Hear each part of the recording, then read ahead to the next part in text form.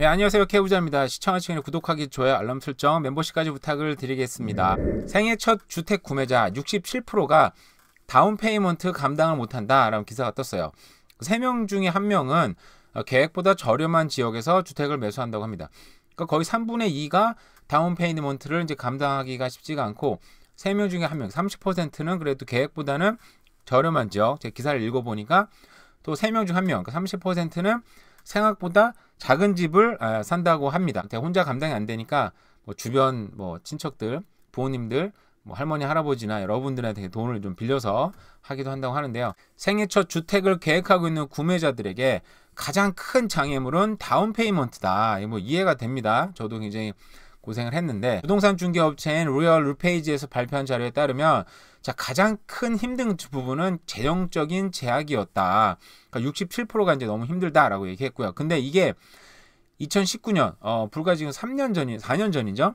4년 전에 설문했을 때는 57%가 힘들다고 했는데 이게 무려 10%가 증가한 수치라고 합니다. 그래서 2년 내에 이걸 이제 좀 한정을 줘서 2년 내에 나 집을 생각하려고 하는 사람들로 한정을 지으면 63%가 다운 페이먼트가 부족해서 원하는 주택을 구매하지 못할까봐 우려가 된다라고 얘기를 했다고 해요.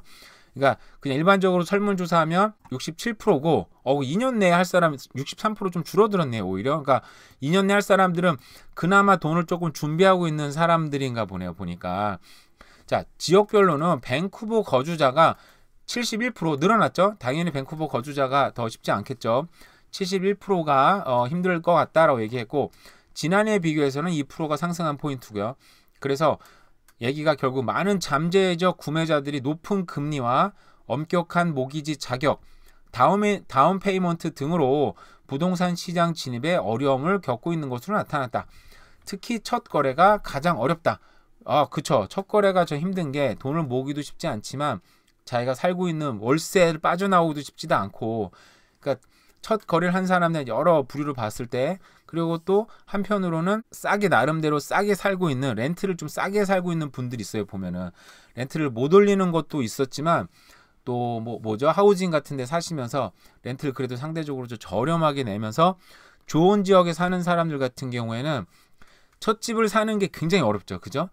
자기가 좋은 지역을 살다 보니까 입지가 좋은 지역이죠. 그러니까 이 다운 페이먼트가 비쌀 뿐만 아니라 그 뒤로 나오는 이제 모기지나 월 페이먼트 너무 비싸니까 그 지역에 살기가 좀 어려워서 쉽게 말해 다른 지역으로 옮겨야 되는데 적은 비용으로 입지가 좋은 데 살고 있는 그 혜택을 버리기가 또 쉽지가 않은 거예요. 그죠? 그것도 어렵고 또 월세를 또 많이 내시는 분들은 월세를 또 워낙 많이 내다 보니까 목돈 모으기 자체가 너무 힘들어요. 그죠? 그래서도 쉽지 않고 여러 가지 면에서 첫 구매가 좀 쉽지가 않은데 근데 첫 구매에 성공하는 사람도 있습니다. 첫 구매에 성공한 사람들의 34%가 처음 계획했던 것보다 저렴한 지역에서 주택을 구매했다. 또 응답자의 32%는 계획했던 것보다 보다 작은 규모의 주택을 구매했다라고 얘기했고요. 또 11%는 가족이나 친구로부터 주택 구매를 위해 재정적인 지원을 받았다라고 응답을 했습니다. 좀 혼자의 힘으로 돈 벌어 사시는 분들은 정말 대단하다고 생각이 듭니다. 자, 여기서 중요한 게 나왔는데요.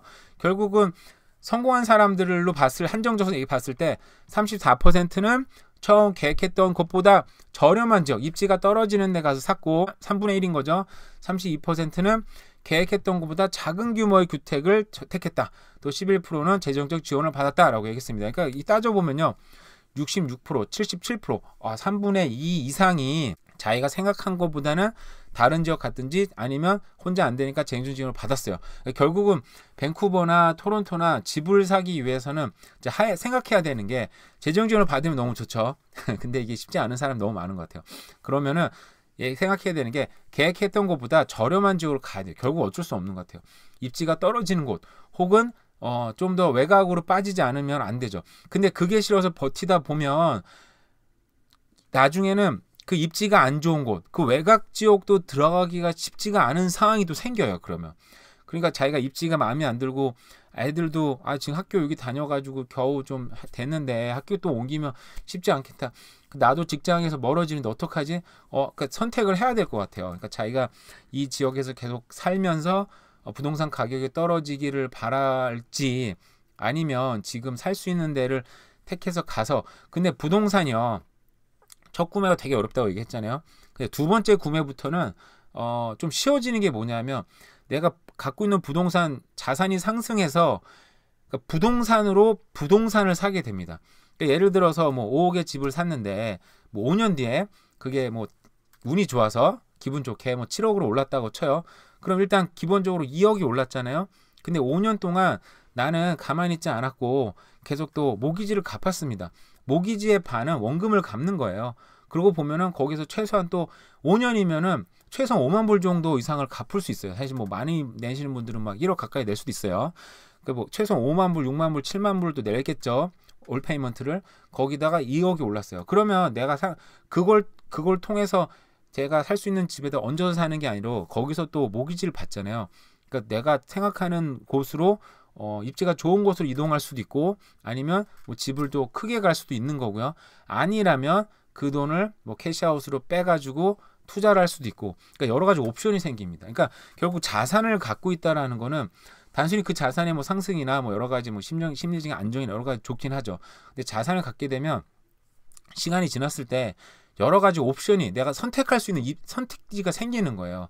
근데 자산이 없는 사람들은 선택지가 사실상 없죠. 그러니까 집을 사든지 아니면 그런 월세를 계속 내든지 아니면 월세를 좀 싼 외곽지로 가든지, 뭐 선택은 뭐 여러 가지 있겠습니다. 이거 좋은 선택이라고 말할 수 있는 건 아닐 수도 있잖아요. 근데 자산을 갖게 되면 마음에 들든 안 들든 뭐 어쨌든 여러 가지 선택 입지가 생깁니다. 이걸 팔아서 좀 더 좋은 집으로 가든지 아니면 좋은 입지로 가든지, 아니면 그걸 다 팔아서 더 외곽으로 빠져서 뭐 캐시를 확보한 후에 이걸 뭐 투자를 할 수도 있고, 아니면 이런 거를 디비den드를 줄 수 있는 배당금을 사는 주식들을 사서 캐시플로우를 높여서 은퇴할 때 뭐 도움을 받을 수 있다든지 여러 가지 옵션이 생깁니다. 그래서 결국은 제가 어제 결국 시간은 자산을 갖고 있는 사람들, 뭐 주택을 갖고 있는 사람들의 편이다라고 얘기했는데, 결국 이 자산이 생기면 생길수록 많은 옵션들이 내 인생에 선택할 수 있으니까 여러분들도 좋은 선택을 하시면 좋을 것 같고요. 어제 제가 이 기사를 보이면서 이 기사를 조금 화면에 띄울게요 하다 깜빡하고 편집 안 하고 그냥 올렸더라고요. 보니까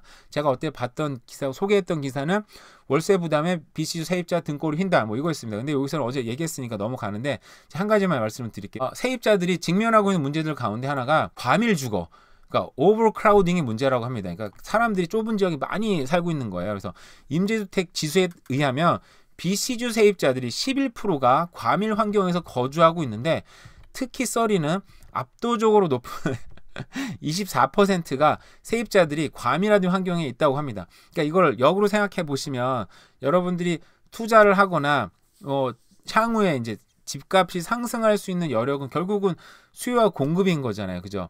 일단은 공급을 제가 뭐 정확하게 막 어떤 그런 수치가 찾기가 좀 어렵더라고요. 보니까 있긴 있는데 이거 딱 부러지게 얘기가 쉽지 않은 거, 제가 뭐 전문가가 아니어서 그런 것 같기도 하고요.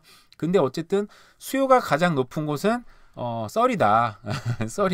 썰이가 굉장히 수요가 높고, 그나마 좀 가격이 그나마 좀 저렴한 썰이나 랭리가 이제 수요는 굉장히 높다. 왜냐하면 이민자들이 와서 쉽게 갈 수 있는 데가 아무래도 썰이나 이제 랭리 같은 곳이잖아요. 그죠? 지역비 아닙니다. 저도 썰이 살고 있어요. 그러다 보니까 뭐 아무래도 좀 투자할 때는 이런 것도 고려하면서 투자하는 것도 어느 정도 좋은 선택이 되지 않을까라는 생각이 들었습니다. 근데 오늘 날씨가 갑자기 또 좋아져서 오후에는 굉장히 더 뜨거워지고 더워진다고 합니다. 어쨌든 오늘 남은 하루도 잘 보내세요. 감사합니다.